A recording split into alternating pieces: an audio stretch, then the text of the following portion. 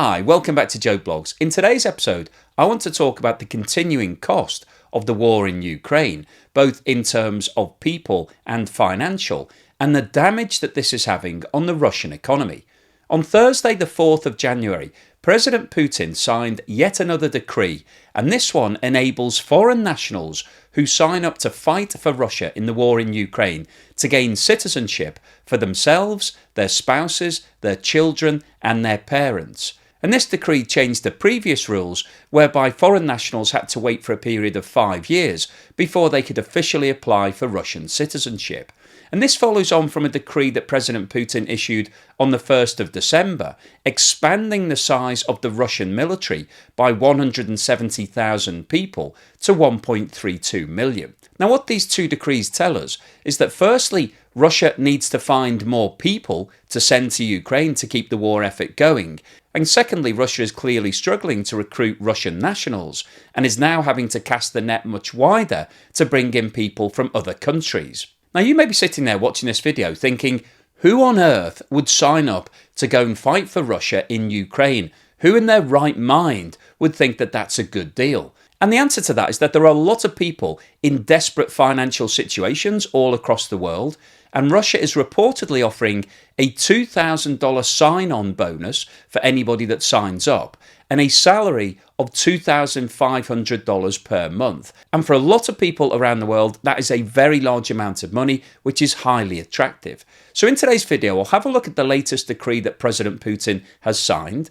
We'll then have a look at what the estimated losses for Russia are so far in this war, and calculate what the financial implications of that are for the Russian economy. We'll then go on to look at which countries Russia is targeting in terms of recruiting these foreign nationals to fight for it in Ukraine. We'll have a look at the situation for the Ukrainian side of things, because there are also a large number of foreign nationals fighting on behalf of Ukraine in this war. And then finally today, I'll wrap up with my summary. So what I think the implications of this latest decree and announcement from Russia that they want to recruit foreign nationals is for the war in Ukraine, and what the impact of all of this is on the Russian economy. But before we get started on all of that, once again, I'd like to say thank you so much to everyone that supported the channel. If you bought me a coffee, sent me a YouTube super thanks, or signed up as a patron or a member, thank you so much. I really appreciate your support. On Thursday, the 4th of January, President Putin issued a decree allowing foreign nationals who fight for Russia in Ukraine to obtain Russian citizenship for themselves and their families. The order states that anyone that signs up for a minimum period of 1 year to fight in the war in Ukraine can apply to get Russian passports for themselves, their spouses, children and parents. And this decree follows on from the one issued on the 1st of December, increasing the size of the Russian armed forces by 170,000 people to 1.32 million. Now, this latest decree, whereby Russia is overtly looking to recruit foreign nationals to fight for the Russian army in Ukraine, is really interesting. Because if you think back 12 months, this role was actually filled by the Wagner mercenary organisation. Yevgeny Prigozhin, who was a very high-profile Russian, had set up this band of mercenaries, and they were fighting on the front line in Ukraine. However, as a result of a falling out between President Putin and Yevgeny Prigozhin, he turned his troops around and reportedly was considering a civil war. They were marching towards Moscow. However, he later changed his mind with regards to that civil war attempt, and exactly 2 months after he took that decision, he died in a plane crash. Now, the Wagner organisation has subsequently been disbanded, so Russia no longer has access to those mercenary forces, and a lot of the people who are fighting for Wagner on the Russian front line were actually foreign nationals. They were doing this purely for money. Now, historically, Russia never actually acknowledged the fact that they were using mercenaries on their front line. Wagner were not part of the official military armed forces. But clearly now that Wagner has been disbanded, Russia needs to keep finding those sort of fighters. And so they've now had to sign this decree, which is offering a contract and subsequent citizenship to anybody that wants to come along and represent Russia in Ukraine. So essentially what we're seeing here is Russia offering a mercenary style style military contract to foreign nationals, but in order to encourage them to come along and fight, they're giving them the opportunity to be able to come and live and work in Russia for the rest of their lives, assuming they actually do make it back from Ukraine at the end of the 1-year service. And as I mentioned at the start of the video, the terms that are being offered are highly attractive. A $2,000 signing on fee paid up front, and then a salary of $2,500 every month. So anybody that signs up is guaranteed to earn $32,000. And for a lot of countries around the world, that is significantly more than they would be earning in their home nation. So why is Russia having to resort to recruiting foreign nationals to come and fight for it in the war in Ukraine? Well, obviously the reason for it is that Russia is running short of men. Now, in terms of the official statistics, Russia is very, very conservative in terms of acknowledging how many people have been killed in Ukraine.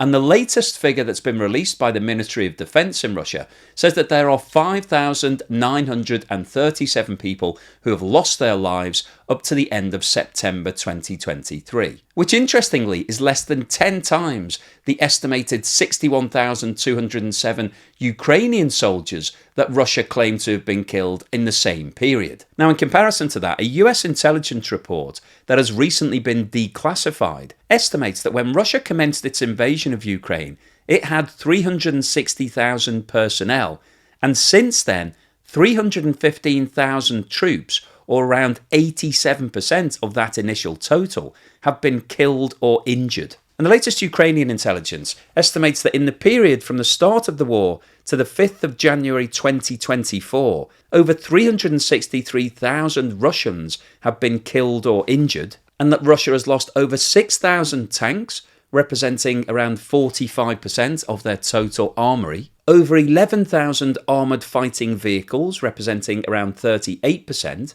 329 planes, which equates to 24%, and 324 helicopters, which equates to 34%. So in terms of assessing the economic impact of those military losses on the Russian economy, there's obviously a number of different factors. In January 23, President Putin issued another decree under which the family of any soldier that loses his life in Ukraine will be paid 5 million rubles. And at the current exchange rate of around 90 rubles to $1, that equates to around $55,000. So if the US estimate of 315,000 casualties so far is correct, that would equate to a financial cost of around $17 billion just for those payouts. However, the thing that you need to take into account when you're talking about military personnel is the negative impact that they will have in terms of their lifetime earnings that are lost for the Russian economy.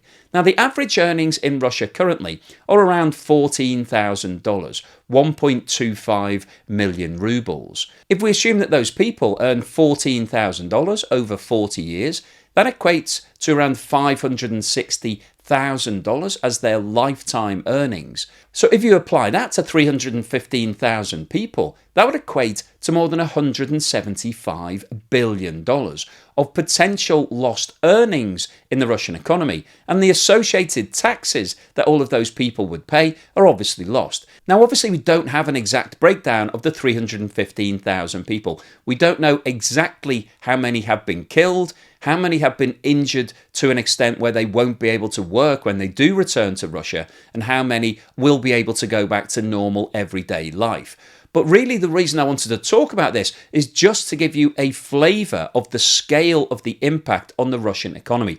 We are talking tens, probably hundreds of billions of dollars negative impact as a result of just the people who've been killed and injured, irrespective of how much Russia is spending on all of those tanks and planes and helicopters and military equipment that's actually been blown up and damaged permanently, and how much they're having to spend for replacement equipment, and also they're obviously now recruiting foreign nationals that they're having to pay up front and pay a salary to, who potentially may never actually go to Russia and live in Russia. And that's obviously adding even further cost onto the already high costs of this war so far.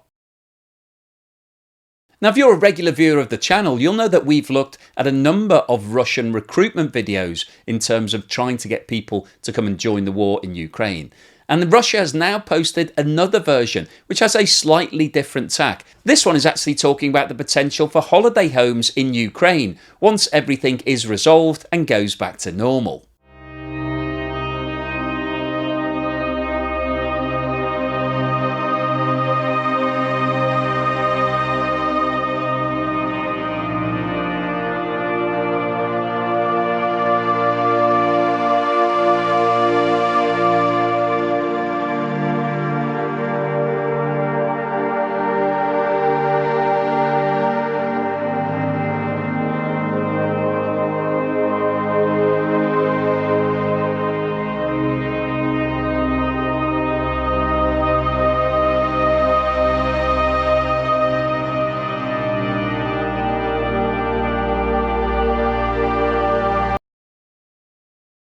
So which countries is Russia looking to recruit foreign nationals from to come and fight for it in the war in Ukraine? Well, in 2022, it was estimated that around 4 million migrants moved to Russia for economic reasons. They were going there because they needed to find work, to send money back to their families. And a lot of these people are coming from Eastern European countries that were formerly part of the Soviet Union, including Kazakhstan, Uzbekistan, Turkmenistan, Kyrgyzstan and Tajikistan. And it's recently been reported that Russia has been targeting these migrant groups to encourage them to sign up and fight for Russia in Ukraine. And it's recently been reported that any migrants that were granted citizenship as part of the nationalisation process were given conscription papers and told that they had to go and represent Russia in the fight in Ukraine. But in addition to trying to recruit the migrant labour that's coming to Russia for work purposes, Russia is also targeting countries that are economically poor, such as Cuba, Ethiopia and Nepal, and also countries that are either currently experiencing war, such as Syria, or previously had civil wars, such as Serbia. News of Cubans ending up in the Russian military emerged in September when the government, a long-standing ally of Russia, said it had arrested 17 people linked to a human trafficking ring that lured Cubans to fight for Moscow. Cuba has sent mixed messages about its citizens fighting for Russia. In early September, it said it was illegal for its citizens to fight for a foreign army, punishable by life in prison. Days later, though, Cuba's ambassador in Moscow said Havana didn't oppose Cubans who, quote, just wanted to sign a contract and legally take part with the Russian army in this operation. Cuba has since reiterated that citizens were prohibited from fighting as war mercenaries. Former bricklayer Enrique Gonzalez is one of many Cubans who say they were recruited by Russia to fight in the war in Ukraine. On a video call to his wife, Yamideli Cervantes, he films the training camp he now works from near Tula, a few hours south of Moscow. The Russian Federation brought me here. Everyone here knew what they were coming for. I know it for sure. She says Gonzalez's decision to fight for Russia was a financial one. Just days after he left, Cervantes received part of his $2,040 signing-on bonus. She has since been able to buy much-needed essentials, all on Russia's dime. I am going to say that necessity is what is driving this. If we weren't so much in need, I am sure these men wouldn't have gone. The Caribbean island is economically stricken and communist-run. National data shows the sign-on bonus Gonzalez received is over 100 times the average monthly state salary in Cuba of just $17. On the short dirt road where Cervantes lives, at least 3 men have left for Russia since word of the army work began to spread in June. One is a shopkeeper, another a refinery worker. The interviews with many of the men and their loved ones, as well as a trove of WhatsApp messages, travel papers, photos and phone numbers, paint the most detailed picture yet of how Cubans are flocking to back Moscow's war machine. Many in Ethiopia have voiced solidarity with Russia, which has enjoyed close relations with the Horn of Africa nation since the Soviet era. Queues of hopeful men have been forming outside the Russian embassy in Ethiopia's capital, Addis Ababa. Their hope? To enlist to fight for Russia in Ukraine. What began as a trickle of volunteers swelled over 2 weeks to scores. Among them was 40-year-old security guard Binyam Odet-Sadiq, a retired soldier. The reason I want to go to Russia is not to fight Ukraine, but because I'm not benefiting from my country. I'd rather be a national of a different country. Many parts of Ethiopia are riven by conflict, and annual inflation hovers around 30%. Men in the queue said they'd been drawn by rumours of monetary incentives on social media and the possibility of work in Russia after the war, such as trader Lita Kibru. I am willing to leave Ethiopia to support the Russian government in whatever way I can. I want to go and fight along Russians now and in the future. He said he had heard about a $2,000 payout from friends who had registered before him. 2 others in the queues this week said they had seen posts on Facebook saying the embassy was signing up recruits. It's been reported that Syria's military has been recruiting troops from its own ranks to fight alongside Russian forces in Ukraine, promising payments of $3,000 a month, a sum up to 50 times a Syrian soldier's monthly salary. It's recently been reported that police in Nepal arrested 10 people for allegedly scamming unemployed young men into joining the Russian army. The suspects charged people $9,000 for tourist visas and sent them to Russia, where they were recruited to the Russian army. In response to this, Nepal has asked Moscow not to recruit its citizens into the Russian army and to immediately send back any Nepali soldiers that have been commissioned. Nepali soldiers, called Gurkhas, are known for their bravery and fighting skills and serve in both the British and Indian armies under an agreement between the 3 countries. Now, as I mentioned at the start of the video, it's not just Russia that has foreign nationals fighting for it in Ukraine. There are also a number of foreign nationals fighting on behalf of Ukraine. On the road as the sun comes up, with American fighter Jason Mann at the wheel, driving into the devastated frontline town of Vuhledar. For months, Mann and his unit of foreign troops, called the Phalanx Group, have fought alongside Ukraine's 72nd Brigade, keeping the Russians at bay.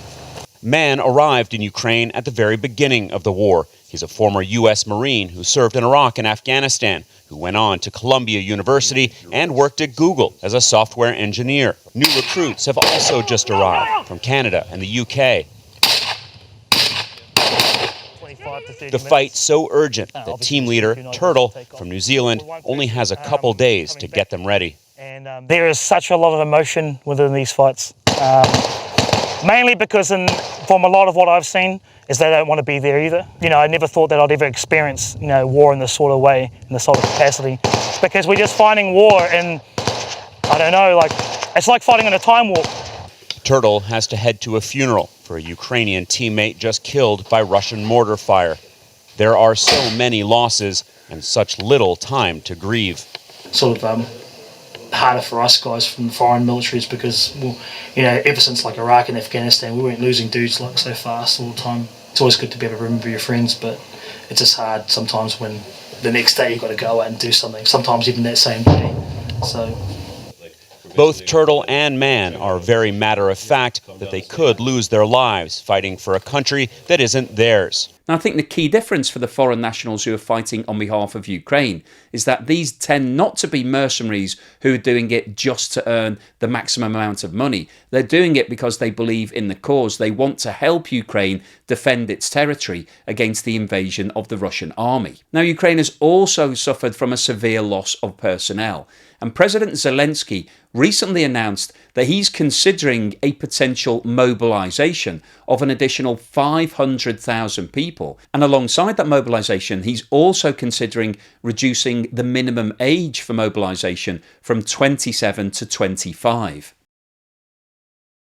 So what's the summary and conclusion today? Well, I wanted to post this video because the news that President Putin has now opened up the invite for the Russian army to foreign nationals, anybody that wants to consider moving to Russia on a long-term basis, is now eligible to come and fight in the war in Ukraine, and they will get instant access to citizenship, not just for themselves, but also for their children and their parents. So you can move lock, stock and barrel to Russia. Unfortunately, the price of doing that is that you personally will have to go and serve at least 1 year in Ukraine on the front line, which represents obviously quite a high risk in terms of whether or not you will ever make it back to Russia to be able to see your family and friends ever again. But as we've seen in today's video, the financial offer that's on the table from Russia is actually quite attractive for many countries around the world. If we're talking about the potential to earn $30,000 over a 12-month period, for some people it's worth that risk. And also in terms of offering your family a better standard of living and more opportunities, there are certain attractions to moving to Russia if you're coming from a developing country. However, as we've seen in today's video, the long-term implications of all of this for the Russian economy are highly negative. The losses that Russia have encountered so far are absolutely huge, both in terms of the number of people who've either been killed, maimed or wounded as part of this war, but also the cost of all of the military equipment that they've sent into Ukraine, which has been permanently damaged. We are talking hundreds of billions of dollars, and that money isn't coming back. This isn't an investment. It's not like when we're talking about the Belt and Road Initiative that China has embarked upon, whereby there is a chance that China could actually get its money back if it can complete all of those projects and actually get some income coming from all of the different things it's invested into. Then it might see a return on its investment. That isn't what we're talking about here. What Russia has done is invested heavily into a war. Obviously, it's trying to take the land that was previously demarked as being part of Ukraine and make it part of Russia. But in terms of a financial return, there isn't really one. It's just all cost. And the two latest announcements that Russia wants to increase the size of the military by 170,000 people and that it's happy to pay foreign nationals to come and fight for it in Ukraine is even more cost. This is more money out of the door that Russia won't get a return upon. You don't get any investment back from buying in soldiers from other countries. Now, as we talked about earlier in the video, previously the role of hiring foreign nationals to fight for Russia in countries around the world was undertaken by the Wagner mercenary group.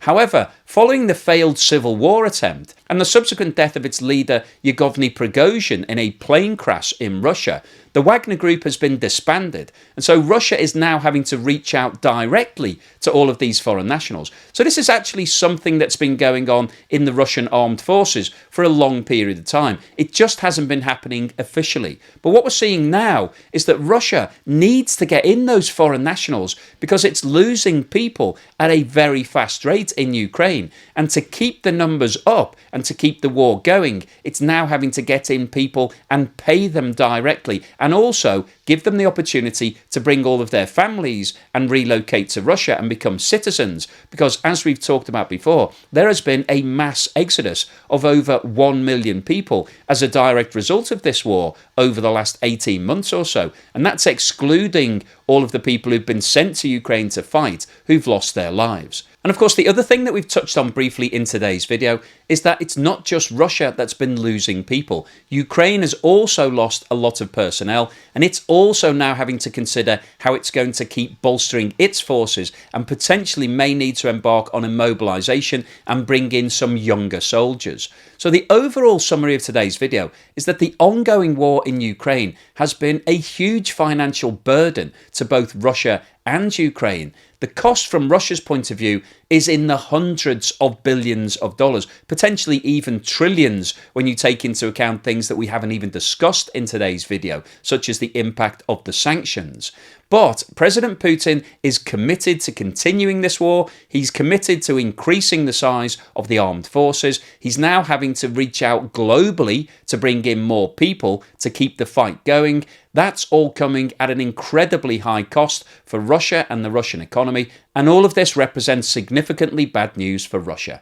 So hopefully you've enjoyed today's video, you found it useful, informative and thought-provoking. If you've liked what I've said, then please give me a thumbs up. Thank you for watching this video all the way through to the end, and here's something to put a smile on your face.